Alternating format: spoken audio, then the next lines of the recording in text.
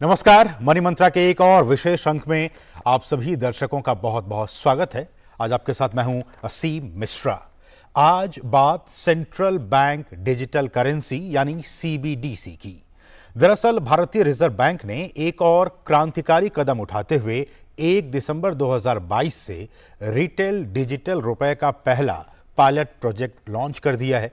RBI के इस digital currency को सेंट्रल बैंक डिजिटल करेंसी नाम दिया गया है। तो आज के इस विशेष कार्यक्रम में इस विषय पर हम विस्तार से जानेंगे कि कोशिश करेंगे कि आखिर ये सीबीडीसी है क्या, इसकी जरूरत क्यों पड़ी, इसका उपयोग हम और आप कैसे करेंगे। और इस विषय पर अधिक विस्तार से हमें समझाने के लिए हमारे साथ इस वक्त दो बहुत ही खास मेहमान इस वक्त हमारे साथ जुड़ गए हैं। हमारे साथ हैं अजय कुमार चौधरी जी, जो कि इंचार्ज हैं डिजिटल रुपी प्रोजेक्ट के, साथ ही साथ वो कार्यकारी निदेशक भी हैं आरबीआई के।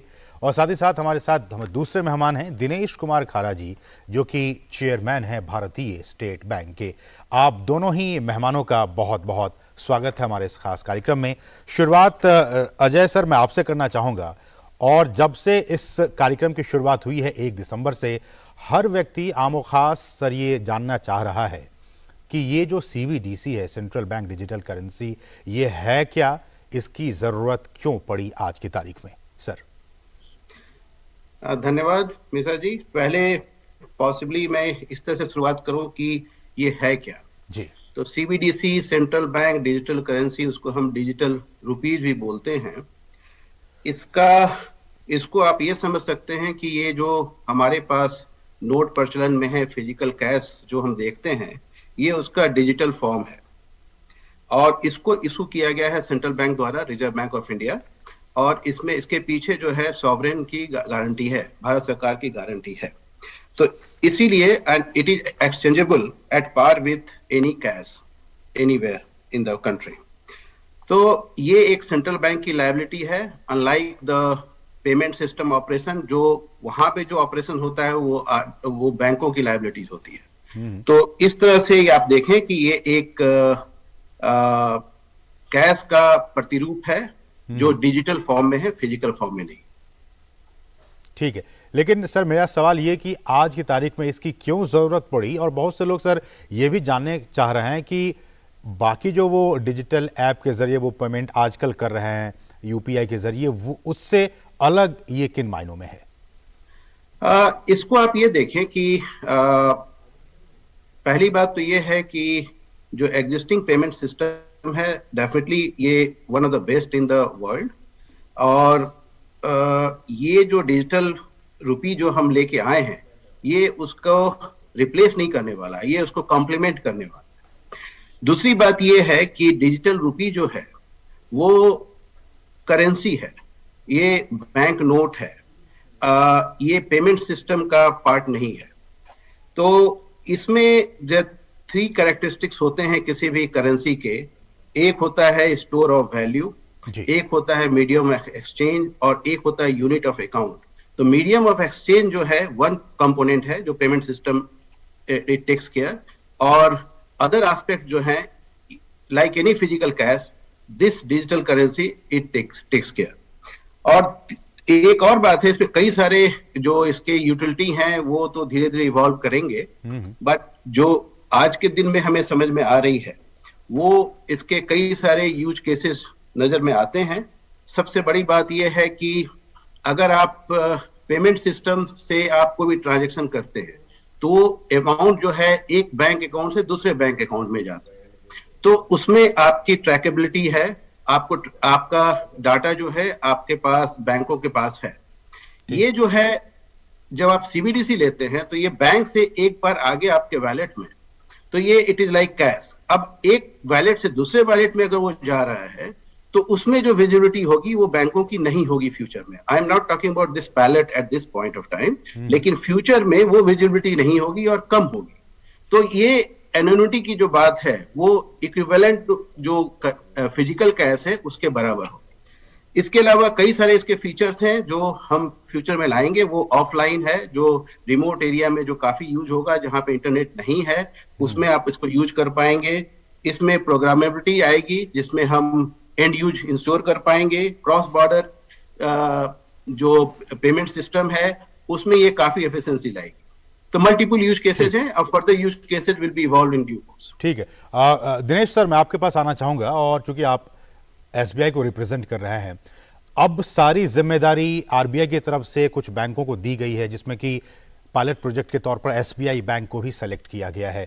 एक एसबीआई के बैंक के तौर पर आपका अनुभव, और जब लोग, चूंकि बहुत से लोगों के अकाउंट एसबीआई में हैं, जो लोग अभी अकाउंट होल्डर हैं एसबीआई के, जो कैश भी यूज कर रहे हैं, एसबीआई का ऐप भी यूज कर रहे हैं, उन कस्टमर्स के लिए, उन लोगों के लिए ये जो सीबीडीसी है वो किस तरह से फायदेमंद साबित होने वाली है? जैसा कि अभी चौधरी साहब ने बोला कि ये जो है सीबीडीसी एक ऐसा माध्यम है जिसके थ्रू जो है अपनी ट्रांजैक्शंस को इलेक्ट्रॉनिक मोड में बड़े कन्वीनियंटली कर सकते हैं। अपार्ट फ्रॉम ये स्टोर ऑफ वैल्यू, और साथ में जो एक आरबीआई का जो इसमें एक बैकिंग है, इसका सपोर्ट, आरबीआई का सपोर्ट है, तो उसके चलते मेरा ये मानना है कि सीबीडीसी जो कि जिसका कि बहुत अधिक लाभ हमारे ग्राहक ले पाएंगे, कुछ तो इस तरह से कि जो उन्होंने पेमेंट के माध्यम से यूपीआई वगैरह का जो उनको एक अच्छा ज्ञान हो गया है, और जो यूपीआई के माध्यम से वो अपनी ट्रांजैक्शंस करते हैं, तो उसके मुकाबले में यूपीआई के कारण जो बैंकिंग सिस्टम पर काफी लोड आ जाता है।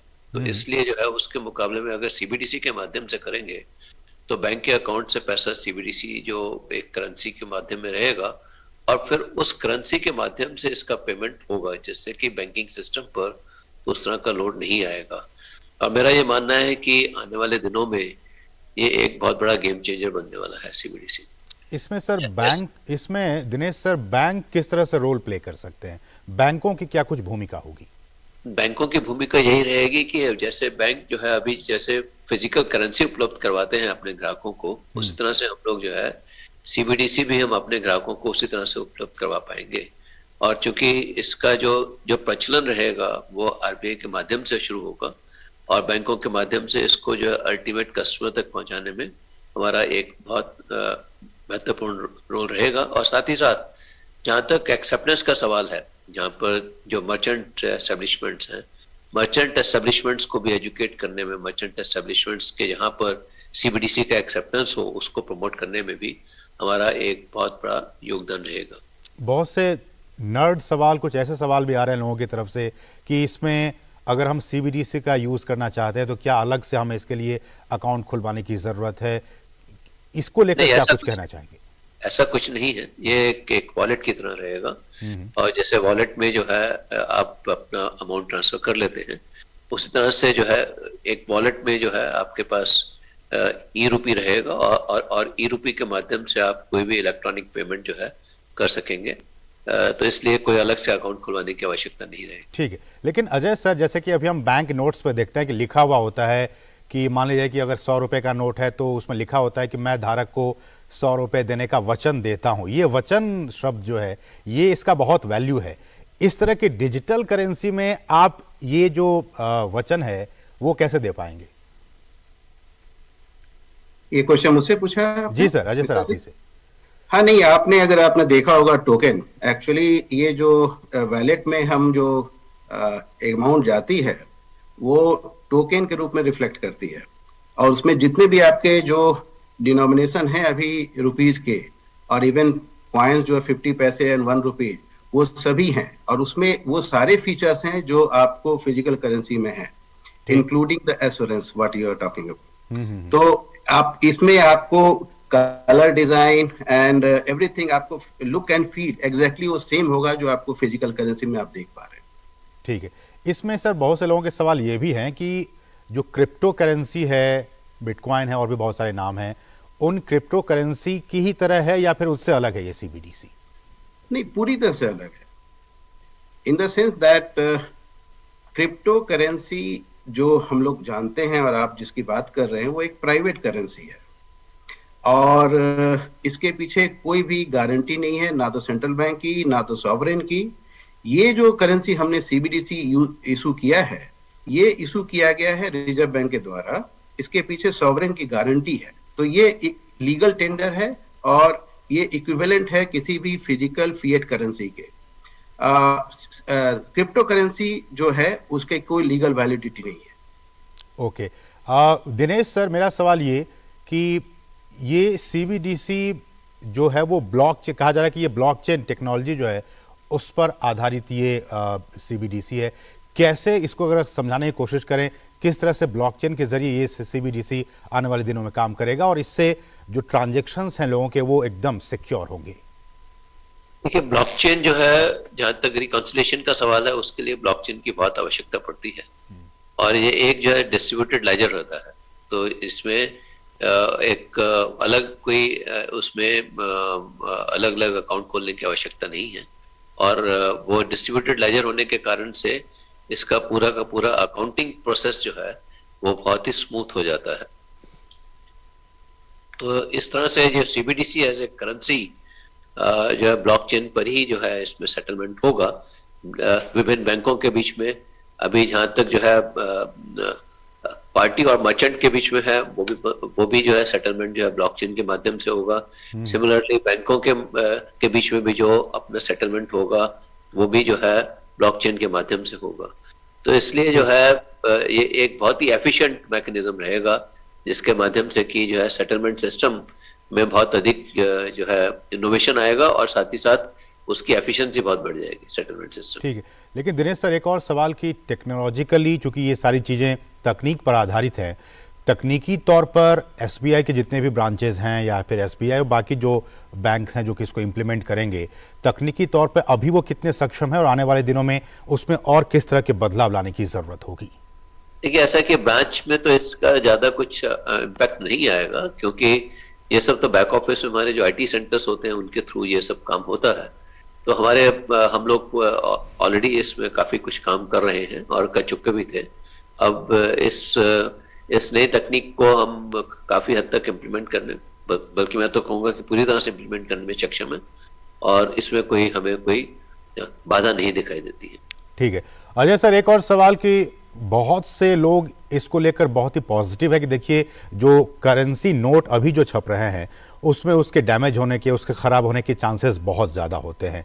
अब इस आभासी जो डिजिटल करेंसी होगी उनसे इन चीज़ों पे हम पार पा सकते हैं। तो मेरा सर सवाल ये कि क्या हम आने वाले दिनों में ये कह सकते हैं कि भविष्य में अब धीरे धीरे गवर्नमेंट की तरफ से, आरबीआई की तरफ से वो जो डिजिटल करेंसी नोट है वो धीरे धीरे पूरे तौर पर ख़त्म हो जाएंगी और सिर्फ ये सीबीडीसी रह जाएगी? नहीं, ये थोड़ा जल्दी होगा इसके बारे में ये ऐसा कोई स्टेटमेंट देना। लेकिन डेफिनेटली आपने सही बोला है, डिजिटल करेंसी जो हम लेके आ रहे हैं, डिजिटल रुपी, इसके कई फायदे हैं विसाविस जो फिजिकल करेंसी जो हमारे पास है।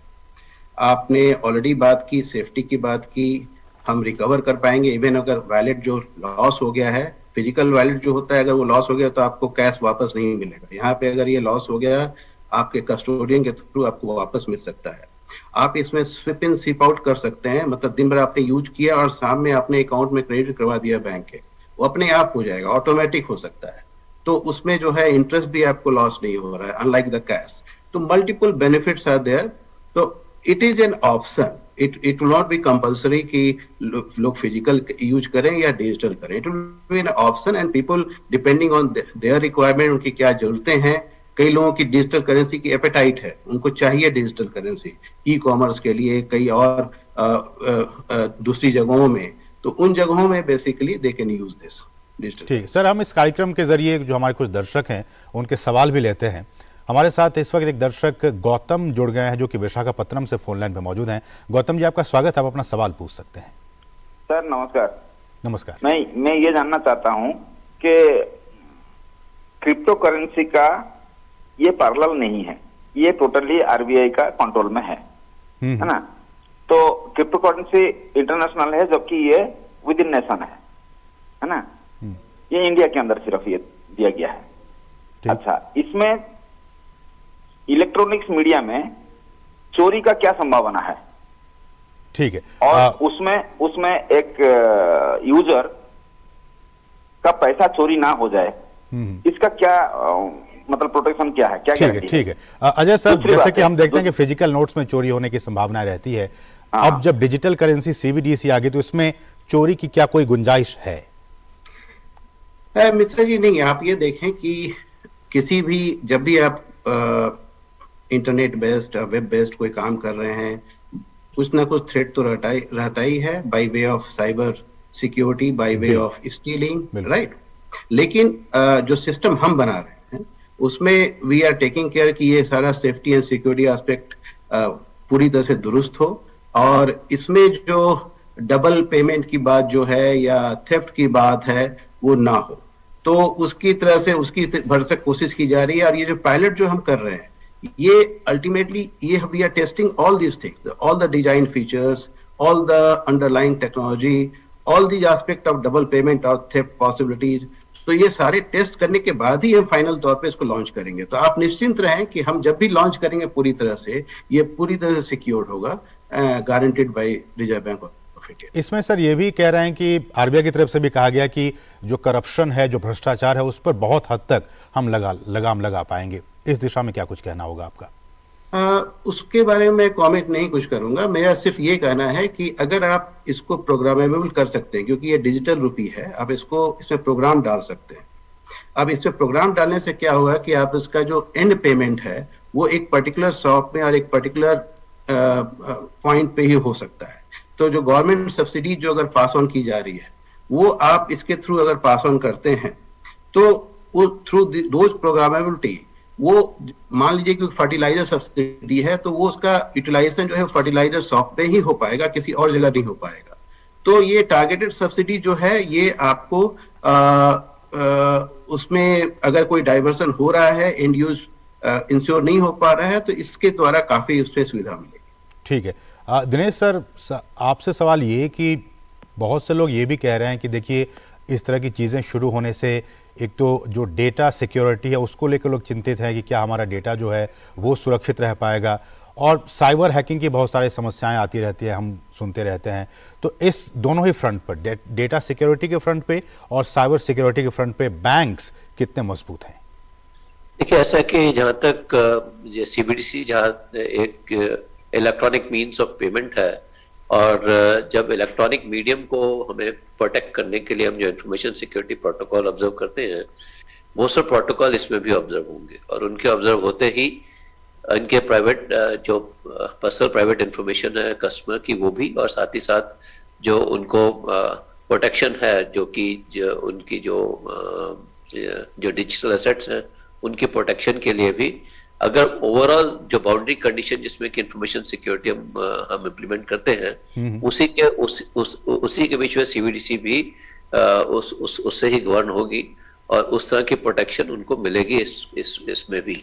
तो लेकिन जरूरी ये है कि जैसे कि जब हम लोग इलेक्ट्रॉनिक मीडियम अपने कस्टमर्स को ऑफर करते हैं, तो उसमें जरूरत यह है कि अपना पासवर्ड और वो सब चीजें जो है कहीं शेयर ना करें। उस तरह की चीजें जो है कस्टमर को जो अलर्ट रहने की आवश्यकता है वो जरूर रहेगी। और मेरा ये मानना है कि अगर वो अलर्ट रहेंगे इस तरह से, तो इस तरह के एक्सीडेंट्स होने का कोई संभावना नहीं है। ठीक है, हमारे साथ एक और कॉलर इस वक्त जुड़ गए इस कार्यक्रम में। हमारे साथ धीरेन्द्र जी हैं, जो कि बिहार से इस वक्त मौजूद हैं। धीरेन्द्र जी, आपका स्वागत है, आप अपना सवाल पूछ सकते हैं। हाँ sir, good morning sir. Sir, digital money जो क्रिप्टो करेंसी है, वो आईटीआर के दायरे में कितना, मैंने ये हेलो जी जी पूछिए। हाँ सर, ये डिजिटल मनी जो क्रिप्टो करेंसी है, आईटीआर के दायरे में है कि नहीं है सर? ठीक है, अजय सर। पहले तो मैं ये मिथ दूर करूं कि ये डिजिटल रुपी क्रिप्टो करेंसी नहीं है। ये सेंट्रल बैंक डिजिटल करेंसी है जो रिजर्व बैंक ने इशू किया है। तो क्रिप्टो करेंसी ये प्राइवेट करेंसी होती है, जिसके पीछे कोई बैकिंग नहीं होती है, कोई गवर्नमेंट की बैकिंग नहीं होती है, कोई सेंट्रल बैंक की बैकिंग नहीं होती है। तो इसलिए हमें ये क्लियर रखना है कि क्रिप्टो करेंसी और CBDC are two different things. CBDC जो है लीगल टेंडर है, कानूनी टेंडर है, जो रिजर्व बैंक ने इशू किया है। क्रिप्टो करेंसी वो नहीं है। और जहां तक इनकम टैक्स, जो फिजिकल कैश पे जो भी रूल अप्लीकेबल है, वो सेम रूल जो आपको डिजिटल रुपी में भी लागू रहेगा।